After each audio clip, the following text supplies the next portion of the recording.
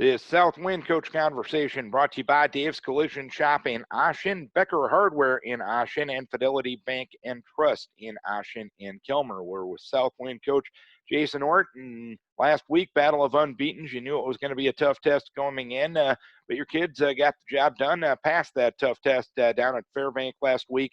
How'd you get it done? Well, we knew going in that we were going to have to play our style in order to be successful. Our style was to be physical up front, run the football, control the clock, and we were able to do that from the start. We got off to a 12-0 lead.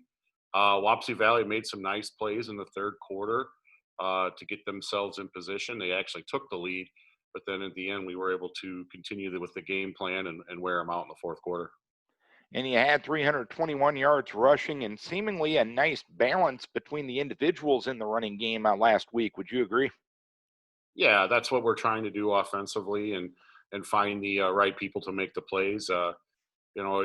Each week we want to come out and establish, what's going to work. And they were giving us the dive. They were giving us the quarterback sneak, and sometimes it wasn't pretty, but it was effective. We were moving the ball, we were moving the chains, we were controlling the clock, and we kept those speedy athletes that they have that we know so well. We've seen so much that we kept them on the sideline, and off the field on offense, and that was the key.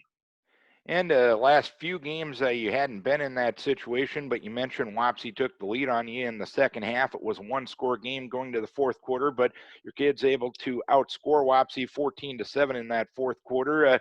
Was that a sign of this team growing up and moving in the right direction? Yeah, yeah, definitely. And we've been through these tough challenges before. Our program has been in district championship type games. We put ourselves in that position just about every year over the past decade. And these kids that are seniors and juniors, our upperclassmen, have been a part of some successful groups. And so we're pretty comfortable in those situations. And I feel like the way we're playing football from a philosophical standpoint really allows us to stay calm and just go out there and execute.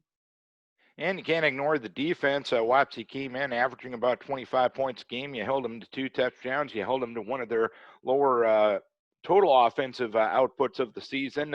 What got the job done defensively last week? Well, just great preparation. Our kids bought into the game plan and studied the film and knew that there were certain combinations in the passing game in particular that they were going to hang their hat on. We saw a lot of route combinations on film that we ended up seeing in the game. They did get some slants on us, which we've tried to address and work on for coming weeks. We really didn't see a whole lot of slants on tape, so they were able to get a few of those on us. But I feel like we did a nice job of keeping them in front of us, with the exception to one play. They got us in the corner for a touchdown, but and that's what you got to do against a team like that. You got to force them to go 10, 15 plays because they're so explosive. They want to try and hit the home run. And you keep a roof over your head, and you should be okay.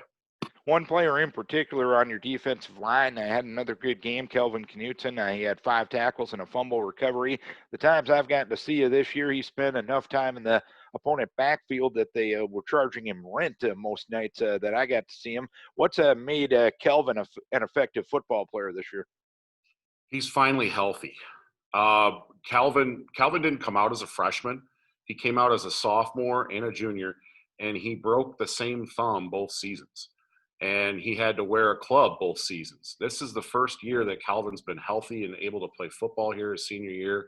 And you're finally getting to see the kid that we were waiting to actually finally get out on the field. I mean, he's played basically with one hand for the last 2 years, and now we're getting to see what he can really do. And he's been outstanding all season long. Well, your reward for passing a tough test, another tough test this week on the road as you travel to MFL Marmax. What has stood out about the Bulldogs in your preparation and scouting of them? Well, last year everybody talked about them having this dream team with these seniors that they had, and they were really good last year. They really were. And then you watch them on tape this year, I think they're better. I think they're better, especially in the skill positions. They're faster. They're young. They make big plays. last year they were going to beat you up running 15, 20 play drives, a lot like us this year, where now it's like you give them one little inch, they're going to take it for a home run every time. They've got three really, really good ball carriers. They got a quarterback that understands their system, and they can just flat out play. And in my opinion, this is our toughest challenge yet. All right, Coach, keep your kids healthy. It ought to be a dandy of a ball game in Monona come Friday night. We wish you best of luck. All right, thank you. This Coach Conversation from the South Winn Warriors brought to you by Dave's Collision Shop in Ossian, Becker Hardware in Ossian, and Fidelity Bank and Trust in Ossian and Calmar.